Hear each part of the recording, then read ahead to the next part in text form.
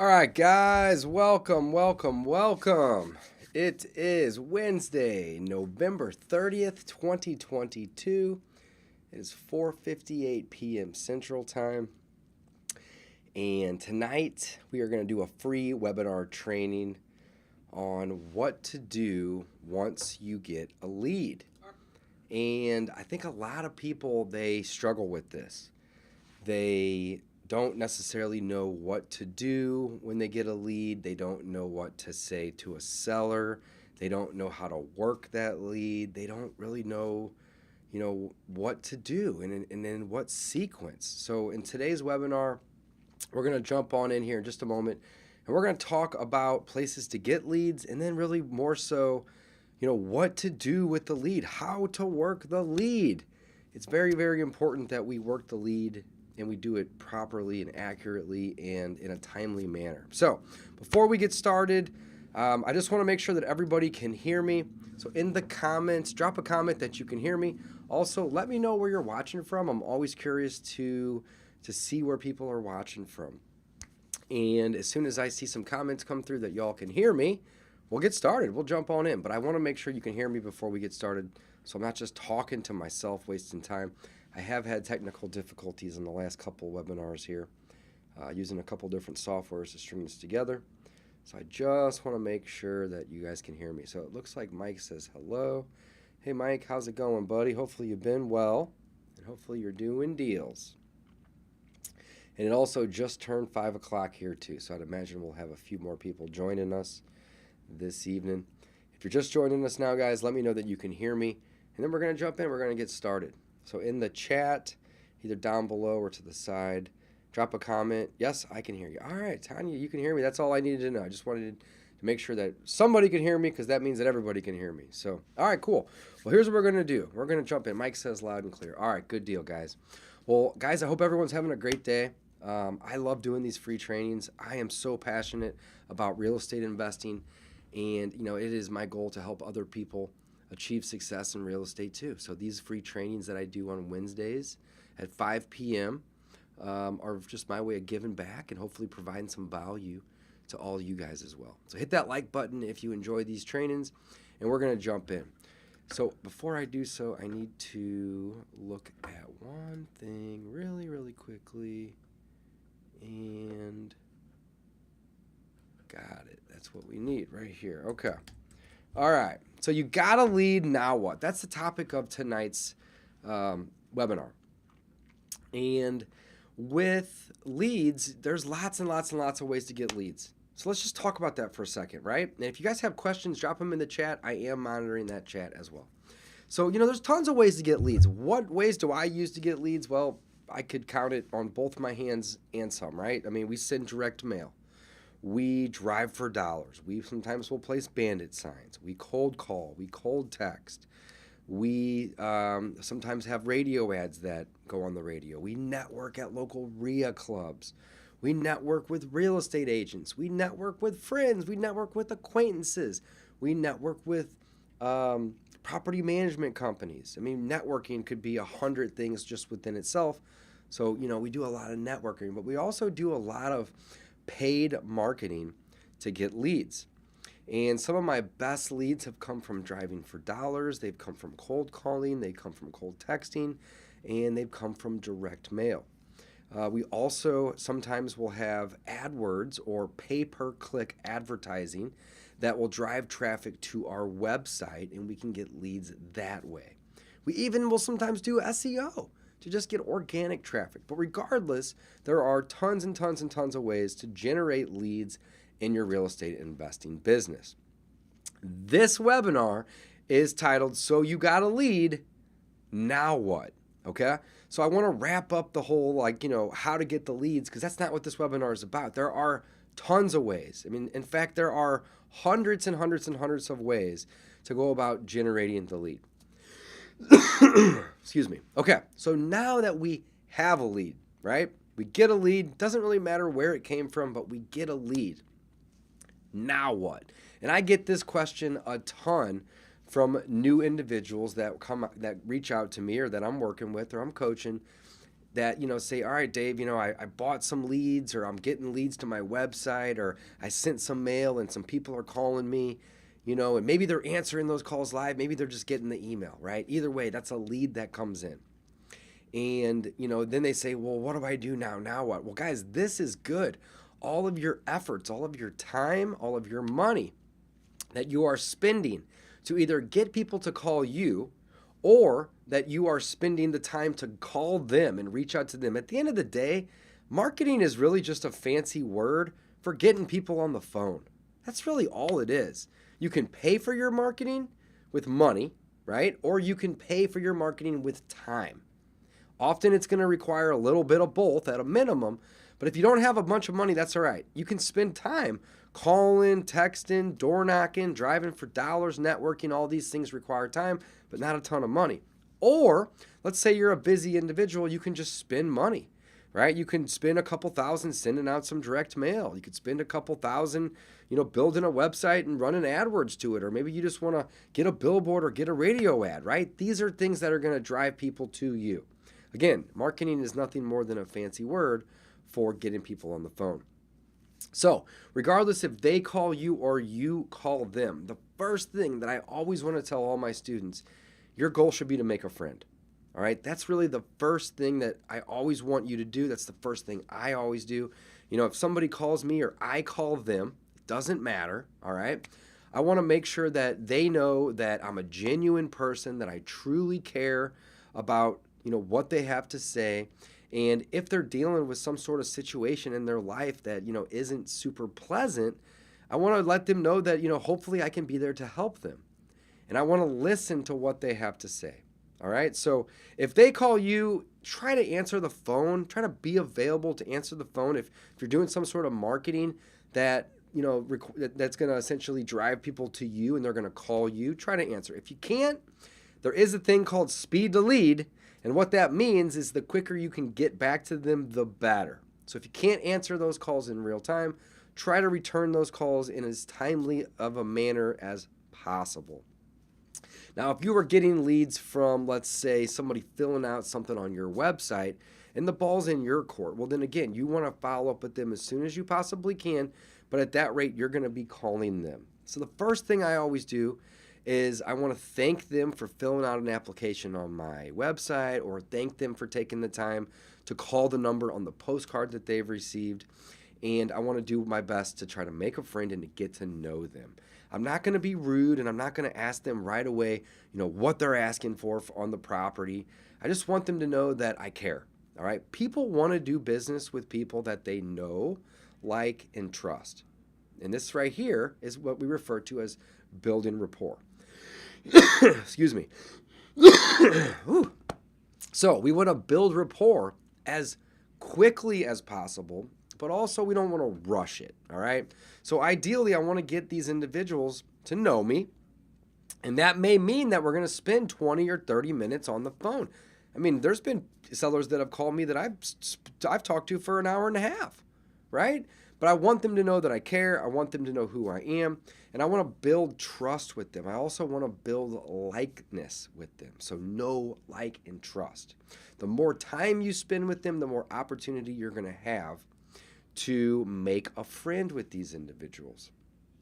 The more time you spend with them, the more you can listen to them, which is going to allow them to like you because you're a good listener, right? And if you hang in there and you're not rude or pushy, they're going to start to trust you, and they're going to hopefully want to do business with you. And that's really the goal. All right, before I'm even trying to set an appointment, before I'm trying to make an offer, I want to try to make a friend. And I think one of the reasons that I'm, successful in this business, in this space, is because I put that above all else. I want to make a friend with the owner of the property, because if they know me, like me, and trust me, and we're friends, and they want to talk to me, they want me to come out to their property, the odds of me getting them to sign a contract and to do a deal with me is going to be way more than a competitor of mine that just answers the phone and says, hey, what's the address? How much are you asking for it? Oh, that's too much. Bye. Right? People aren't going to want to work with people like that, right? So you really want to focus on making a friend, all right? Next, what you want to do, I see there's some like buttons getting hit. Smash that like button for me if you guys are enjoying this, all right? So that after the initial calling them or answering the call that's coming in and trying to make a friend, what I typically want to do is I want to be as good of a listener as I possibly can. And I talk a lot, right? So I'll tell you though, when I'm on the phone with the seller, I try to get them to do as much of the talking as I possibly can. Now, this does a couple things. Number one, it gives me time to think. Number two, it gives me time to take notes so I can keep track of, why they're calling me and what's happening in their life and, what time frame they're looking to sell. They're often going to start telling you about the property. They're often going to, give you information that, you might not ask for, but they're going to tell you that. So you want to be a good listener, all right? And then if they don't jump in, you want to get the address. So get the address. And typically what I do when a seller calls is, I pull up Zillow just because it's simple and it's easy and I have an app on my phone or a computer. And Zillow is going to give me just very, very basic data, like the address of the property. It's going to show me the square footage of the property. It's going to typically show me the number of bedrooms and the number of bathrooms. And it might even show me if it's listed for sale or not. It might show me if it's listed for rent. It may show me an estimated price. It's going to give me a bunch of data, but data that's going to be very, very easy to locate, and it's not going to be overwhelming. A lot of times people are going to look at, a property online, and they're just going to get overwhelmed, and that's not what we want when we're starting out and we're working leads. What we want is we want to make a friend, we want to listen, and we want to try to set an appointment. Now, in the beginning, I encourage all of my students and all of you, if you are new, to really focus your time and effort and energy on setting an appointment, all right? Even if a seller, right, calls you and they have a property, and let's say that property is, 123 Main Street, and you pull it up in Zillow, and Zillow says the property's worth $180,000. Just an example. And the seller says, yeah, I'm really looking to get like $160,000 or $170,000 for the property, but it needs work. Well, any pro or expert's going to know, hey, that's not typically going to make for a good deal because it's not discounted enough. But in the beginning, I encourage you to set the appointment anyway. Go out, make a friend. Reason is just because they tell you a certain price on the phone right away doesn't mean that that's the lowest that they take for the property. They're going to be wanting to get the most they can, just like you would if you were selling a property. So they're going to typically start high.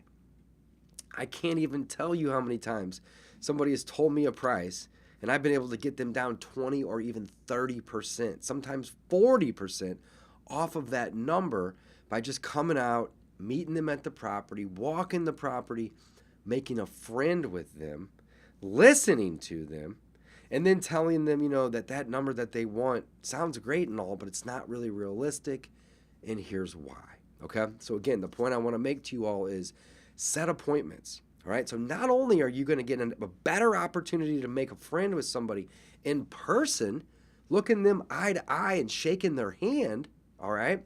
But you're also going to get a lot of experience walking properties, determining repair estimates, and you're just going to get experience making friends and negotiating with people face to face.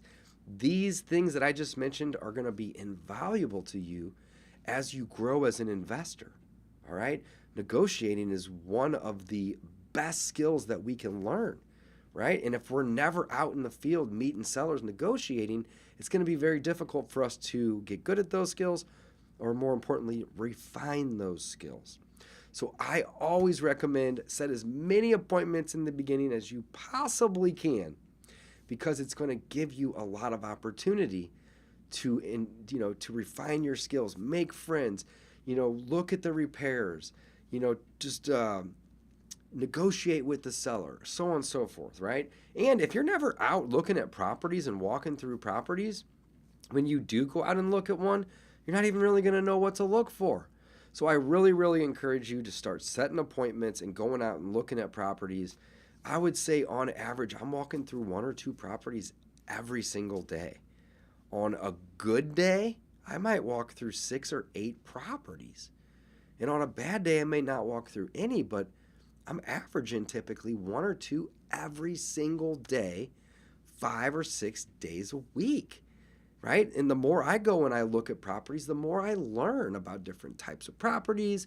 I'm going to learn more about different neighborhoods and different school districts. And of course, I'm meeting people and networking and making friends along the way. So guys and girls, I cannot encourage you more to get out and meet people at the property, because you're going to learn a ton of information, and it's going to allow you to refine your skills, like I said. Okay, so now that you are going to get them on the phone, you're going to get some basic general information from them. You're going to pull up the property on Zillow, and you're going to push to set an appointment. If they don't want to meet you at the property, that's okay. Don't push too hard, but that should be your goal. So goal number 1 is to try to set an appointment and make a friend. Those are going to go simultaneously, valued very highly as number 1. Number 2, if they say, yeah, I'm kind of busy right now, I'm not really sure if I'm ready to show the property, that's okay. So number 2, what you want to do is you want to ask them a little bit about the property, and you want to verify that what you're seeing online on Zillow, maybe you're using a more advanced software like Batch or PropStream, which is great. But again, you don't need all that stuff. You can just use Zillow or Redfin to get the really general basic data. But what you want to do is you want to reaffirm that you're looking at the right property. I can't tell you how many times I've been looking at a property and running comps and doing due diligence, and then I come to find out an hour later I got the wrong address. Don't do that, right? So make sure that you and the seller are talking about the same property. Very important. Once you've identified that you're both talking about that 123 Main Street, then you want to just verify some of the things. Like, hey, I see online that this is a 3-bedroom, 1.5 bathroom house. Is that correct? And if it is, then just check that box or write that down, take a note, and make sure that you're on the same page. If the data online is wrong and they say, no, this is actually a 4-bedroom, 3-bath house, then again, you want to record that. You want to take notes and you want to write that down, so you now know that you're dealing with this type of house or this size house, versus something that online may be wrong, okay? Next, what I'm going to do is I'm going to verify, again, bed, bath, square footage, stuff along those lines. Then I want to ask them how long they've owned the property for. Reason I want to know how long they've owned the property for is because maybe they just inherited it. So they're going to tell me, oh, I just got this the other day. I don't live in the city. I don't need it. I don't want it. It's going to start unveiling some of their motivators or some of their motivation. Typically speaking, we're buying properties from people that, have just got the house within the last 6 months, or they've owned the property for 5 or 10 years or longer. All right. We don't really see people typically, buy a house, in 6 months and decide that they don't want it and then they're going to sell it at a discount. That doesn't typically happen. So I'm always curious, hey, how long have you owned the property, or how long have you been associated with the property? Next, I want to ask them, are you the owner, right? Because if it's like a son or a daughter or a spouse of somebody that I'm talking to, they're not the decision maker. Doesn't mean I'm going to be rude to that person. Doesn't mean I'm going to cut them off. I'm still going to go the extra mile and make a friend and try to set the appointment. But I want to know, is this person the decision maker? Because if they're not, I'm going to need to get to that person. And guess what? This person that we're talking to that might not be can help you get to that person. But you also don't want to necessarily make an offer to a person that's not the owner, because they can't sign it. That's not really going to do you much. So again, find out who is the owner and or the decision maker on the property. And then what I'm going to do is I'm going to ask them when they want to sell the property. All right? And they may say, yeah, I'm in a hurry. I need to have this thing sold by the end of the month. They may say, I'm not in a big hurry. I'm just calling a couple different investors to get some bids. Even more reason why you want to set the appointment. Because I can't tell you, how many houses I bought where I wasn't the highest bidder. In fact, we just bought one 2 weeks ago where the seller had an offer $5,000 over what I offered, But guess what? I went out and ran an appointment and spent an hour and a half with the seller at a property, and they really liked me. I made a friend. And they decided to do business with me because I built the rapport that I've been talking about for the last 18 minutes here, 19 minutes, right? You got to make a friend and build the rapport. You got to get them to know who you are. You want them to like you, and you want to build trust with them so they are going to want to do business with you. All right? Very, very important. So I just mentioned I want to ask them when they want to close. If they want to close right away, great. If they need some time, even more reason to go set the appointment. Okay, I just said that. Just want to repeat it because it's very, very, very important. Okay. Finally, what I want to ask them is what are they looking to get for the property? And sometimes they're going to know. Sometimes they're going to have a number. Other times they're going to say, I'm not really too sure. Can you make me an offer? And then what I'm going to do is my goal all the way through this is, once I get to the point to where I got the address, I got some general information about the property, I know if they are the decision maker or not, I know when they want to sell, I'll ask them why they want to sell, okay? And why they want to sell really reveals all of their motivation. Some of the whys may look like this. Oh, I'm getting a divorce. Or, oh, I inherited the property. Or, oh, I've bought it to be a landlord 4 years ago and I can't stand being a landlord, right? Or, oh, maybe I'm going to jail, or maybe I am getting, relocated. I mean, you would be surprised at some of these motivational factors. And here's the thing. Not all of these motivational factors are rainbows and sunshine. I think that's a good way to word it. In fact, most of them are the opposite. Most of them are things that we wouldn't wish on people, like death or divorce or disease. These aren't things that we're, excited about or wanting people to have or to deal with. But the reality is that people face death and divorce and disease and job relocations or imprisonment or whatever it may be. All right. They're not good. But we as real estate investors, and we as, maybe going to be a wholesaler or you're a wholesaler, as wholesalers or investors, we can come in and we can offer convenience to these people in exchange for a discount on the property. And that's really all we have at the end of the day. I've bought and sold about 1,000 properties so far in my life. And I would say 9 times out of 10, people aren't wanting to do business with me because my offer is the highest. Instead, they're wanting to do business with me because my offer provides convenience to them. It helps them solve a problem. That problem could be the property, but guess what? Oftentimes, the problem isn't the property. It's something else. But by selling the property, it gets money in their pocket, and money can usually help solve most problems. So they can take the money and they can pay taxes or, move on with their life or whatever it may be. Okay, so just keep that in mind. So I'm going to ask them when they want to sell, and then last but not least, I'm going to ask them why they want to sell. Now, if they say, when you ask them, sir or ma'am, why do you want to sell? And they say, that's not your business. I'll be honest, I will get that sometime. It's pretty rare. I'd say I get that maybe 1 out of 10, 1 out of 20. Usually people will tell me why they want to sell because I've done a really good job of listening and making a friend and building rapport. But if you catch somebody and they're just not interested in telling you why they want to sell, don't push too hard on that. It's okay. You will learn and uncover these motivational factors later. So oftentimes, if I say, why do you want to sell? And they say, Dave, that's, not really something we're looking to tell you. We just want to sell.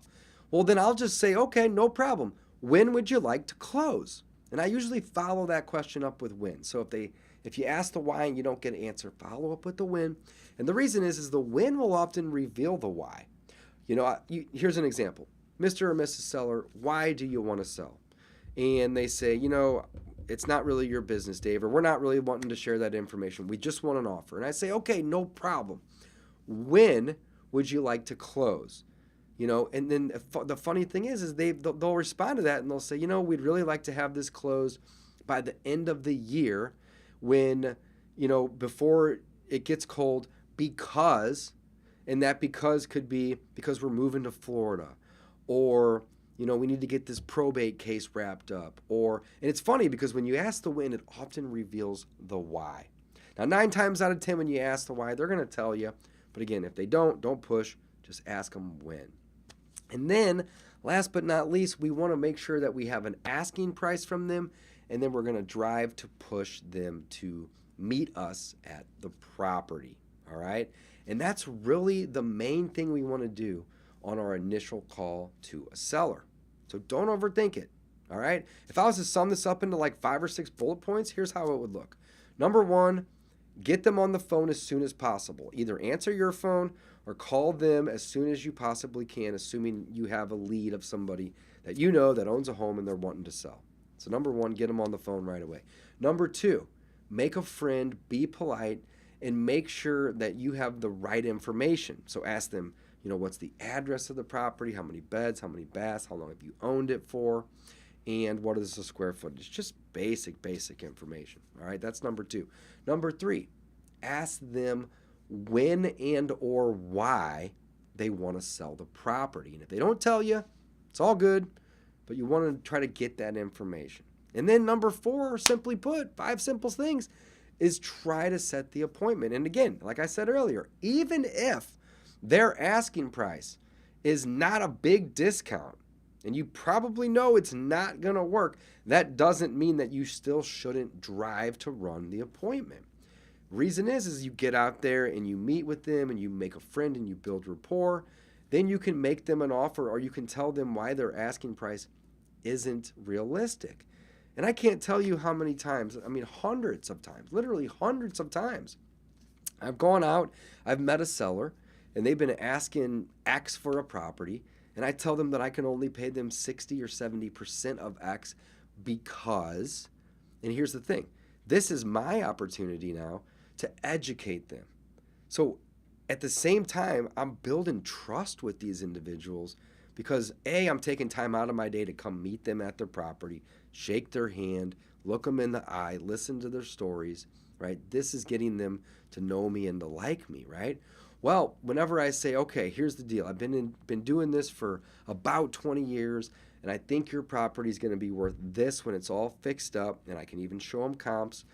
And then I think the repairs are going to be this based on what I'm seeing. And with all those things factored in, I think that my offer to you is going to be this. And what I'm doing is I'm going to be as transparent as I can, showing them how I came up with these numbers. I'm going to say, I think the after repair value is this. Here's why and how I got that. I found these 3 or 4 comps up the street that sold recently. And, here's the different price points. And let's average those together and we're going to get this number. And they're going to say, oh, wow, that's really valuable, Dave. Thanks for sharing that with me. And then I'm going to say, I think in order to get to that number, because again, these are recent solds and they're probably remodeled and they look really nice. In order to get to that number, we're going to need to do some rehab and some updates and some repairs. And based on what I'm seeing here, I think your property is going to probably need about this much in repairs. And if they say, oh, wow, that's crazy, how are you getting that number? Show them how you're getting the number. Walk around and say, okay, we're going to need to update this kitchen. Well, this is going to cost about $10,000, right? And we're going to walk out front and we're going to say, hey, the roof, clearly needs to be replaced. It's got a tarp on it, right? What's going on with the roof here? Oh, it's got a hole in it. Okay. Well, a roof's going to probably cost me about $8,000, maybe 10. All right.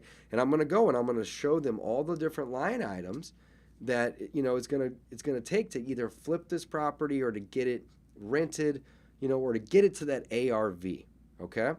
And then what I'm going to do is I'm going to basically just work through a very, very basic, simple formula called my MAO formula.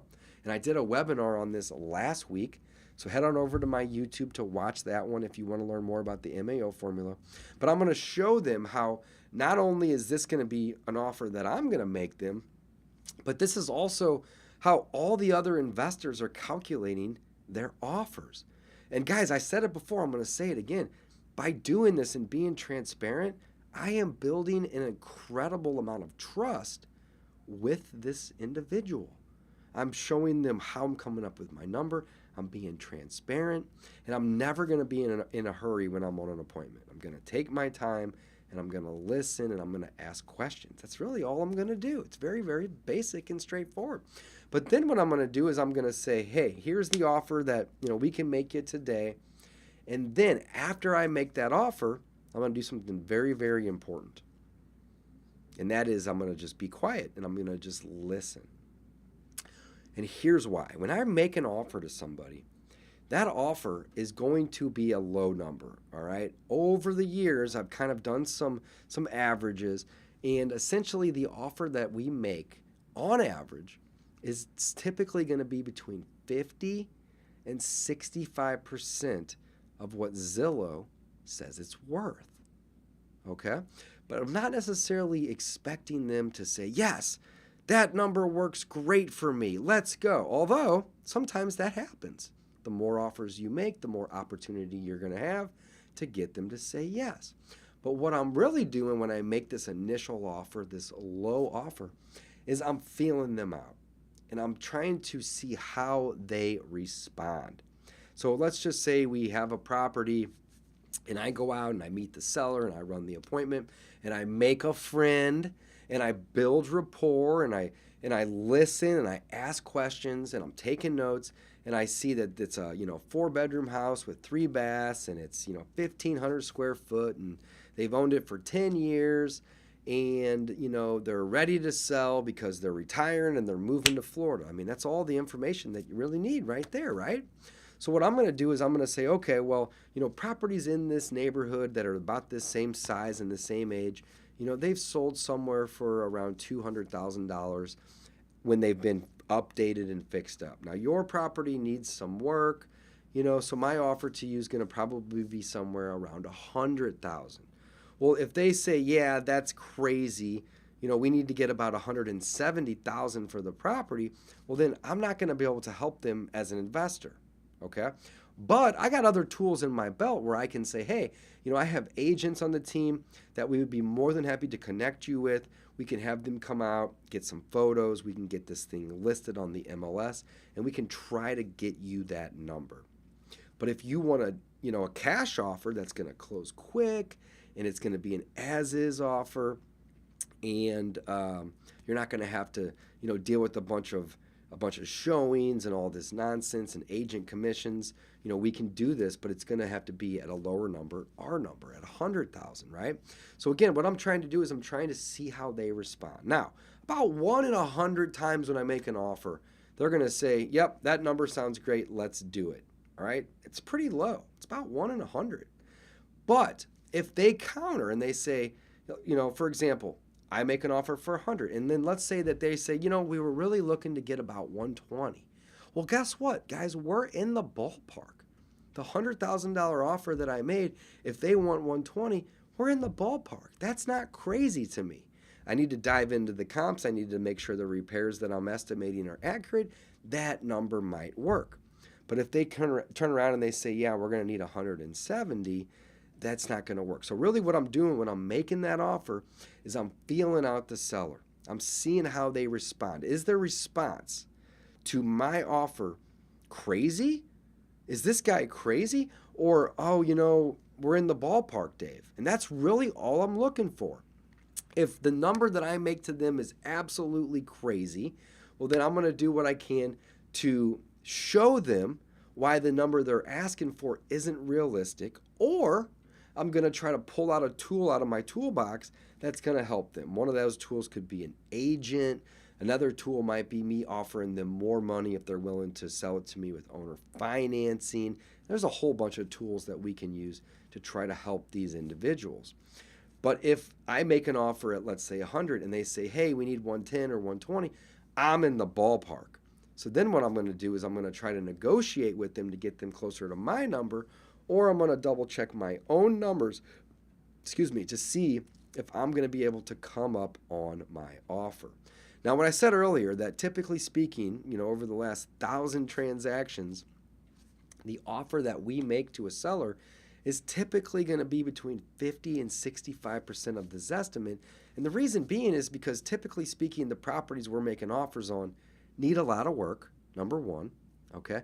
And number two, we need to make a profit on these properties. All right, we are in business. I am in business. And the definition of business is the act of making money. This isn't a charity. This is a business. So I need to make sure that I'm discounting properties by, typically speaking, about 30% of the ARV. And then I'm going to subtract out what I think the cost of repairing is in order to get what my offer is. Why 30%? Well, the cost for me to sell it is going to be about 10%, and I want to make about 20% margins on the deal. So I'll often discount the ARV, or the average of the comps, by 70% or 0.7, and then I'll subtract out the repairs, and then I've determined what my MAO is. And again, I did a whole webinar on this last week. Go over to YouTube, check it out. But I don't typically want to offer my MAO because that's the most I could be willing to pay.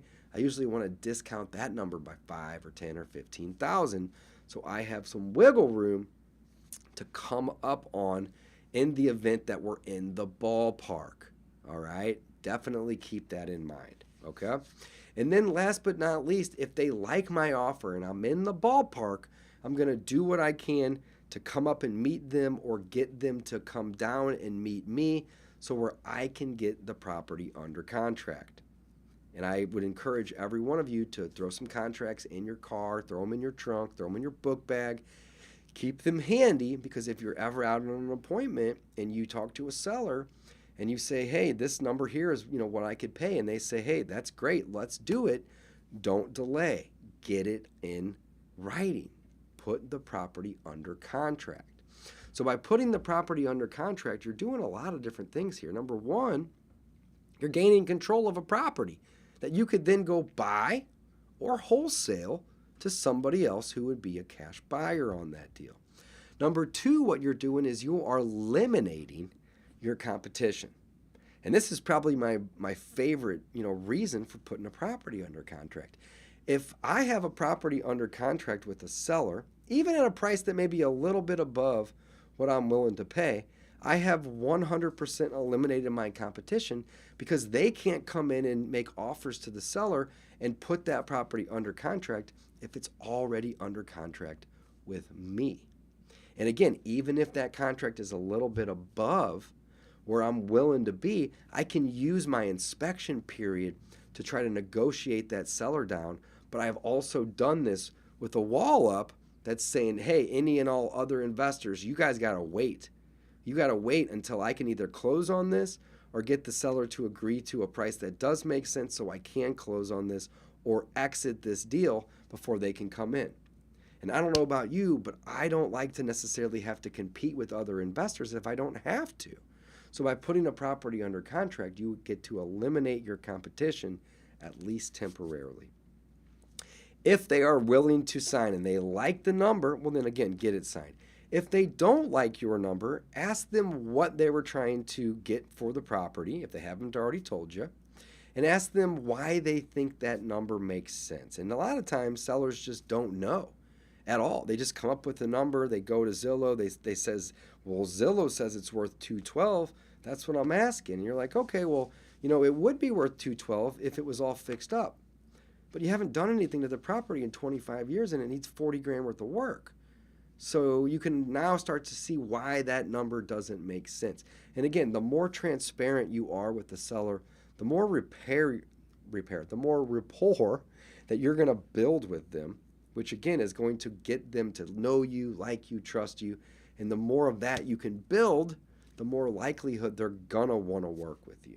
So these are all very, very important things. Now, if you go out and run the appointment, or maybe you don't even get that far and you're on the phone, and you make an offer and they say, hey, that offer is too low for us, we can't work with that, and then you maybe try to help them, maybe not, you always want to continue to follow up with that seller, okay?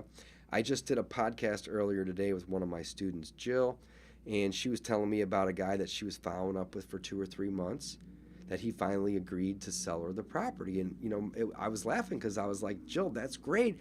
But I've been following up with people for 4 and 5 and 6 years that I'm finally getting to convince them, or maybe that takes that amount of time for them to realize that the property that they have isn't worth what they think, and they're finally willing to come down. So follow up is so incredibly important.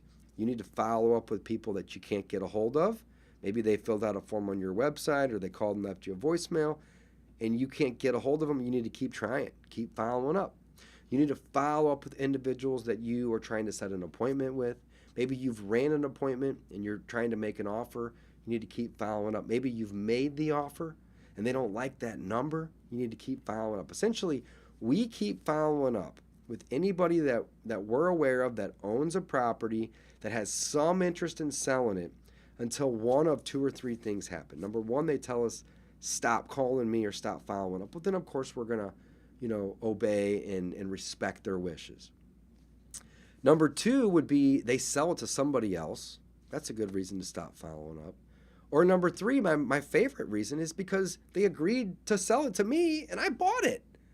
Then I'm going to stop following up. But guys, if they didn't sell it to me, or they didn't sell it to somebody else, or they didn't tell me specifically to stop calling them, I'm going to keep following up.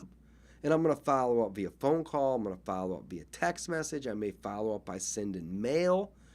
I may follow up by locating an email address and sending them emails.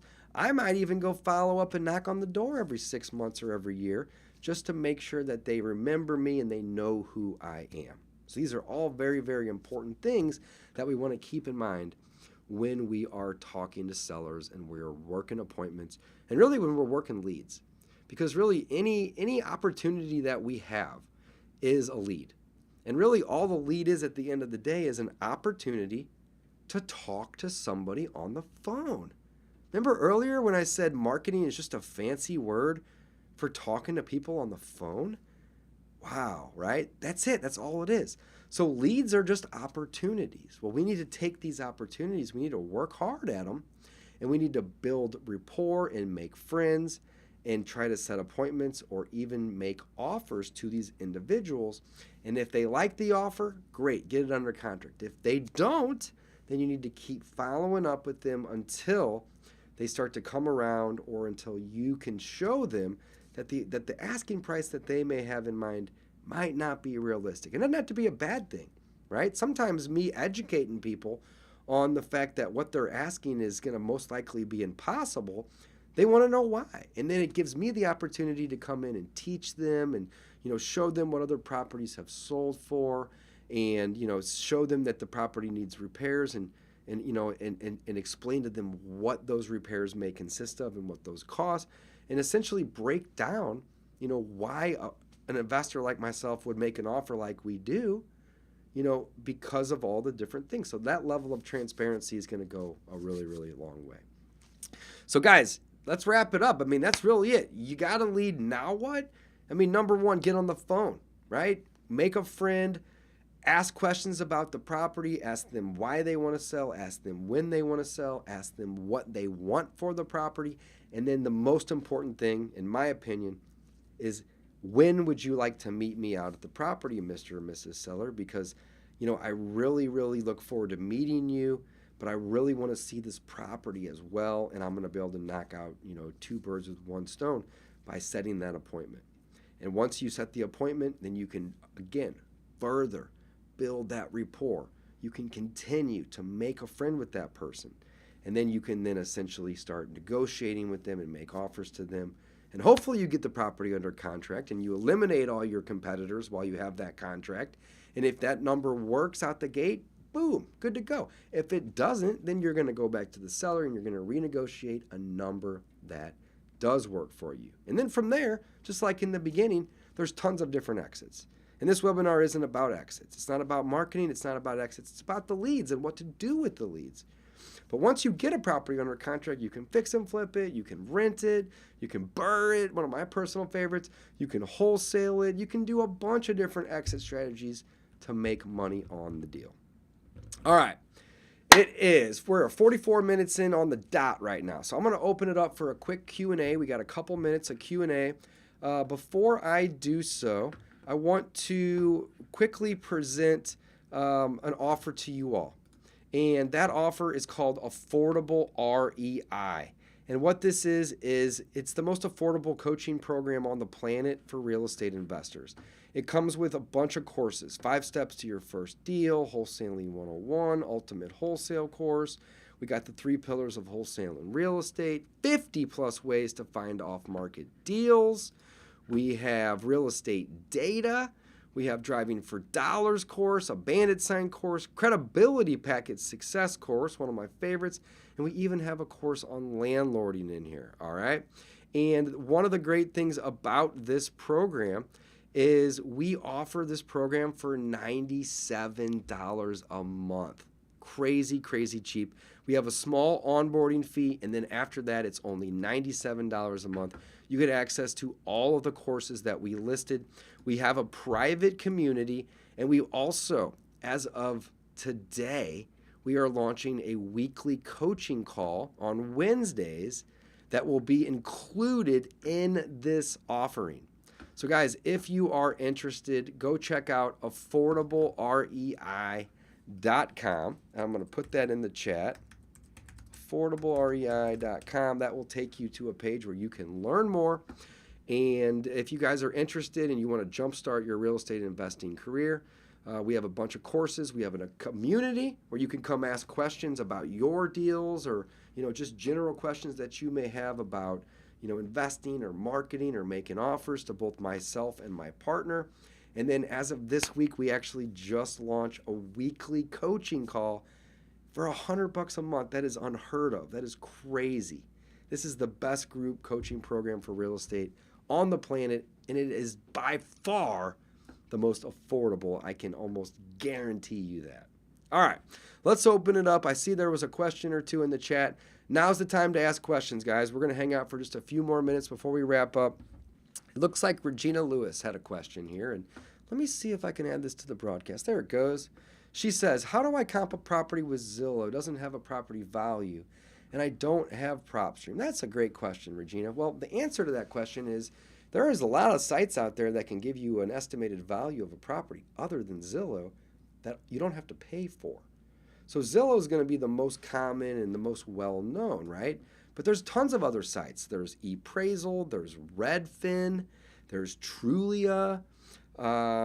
And really, if you just go in and type in the property address into Google and you hit enter, on the first page or two, you're going to have a bunch of different sites that pop up. Zillow is probably going to be one of the first ones, but there's tons of resources out there. Redfin's probably my second favorite behind Zillow. Trulia is really good, like I mentioned. ePraisal can be very, very good as well. And on these sites, you're also going to be able to see other properties that have sold recently in the vicinity. So you don't necessarily need MLS access, PropStream, or my personal favorite, Batch. Love Batch. Amazing, amazing software. Best data on the planet. Again, you're going to have to pay for these, though. You don't necessarily need these paid sites to be able to dive in and get information on a property. But here's the kicker, though. It may require you to work a little bit and spend some time. So I'm not saying that you're not doing that, Regina, but if you click around on the internet and you don't find it right away, keep looking.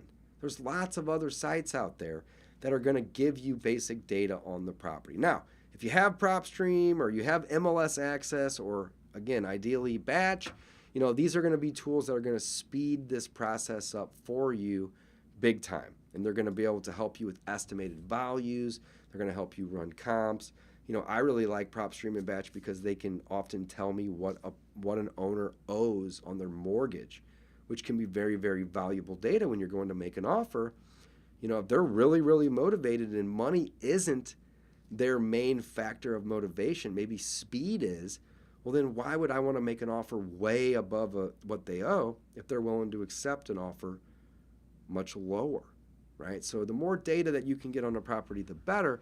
But again, there's tons and tons of free resources online, to get data and to also see similar properties that have sold in the vicinity, sold comps, online. Zillow, Redfin are probably my 2 favorite places. So Regina, great question.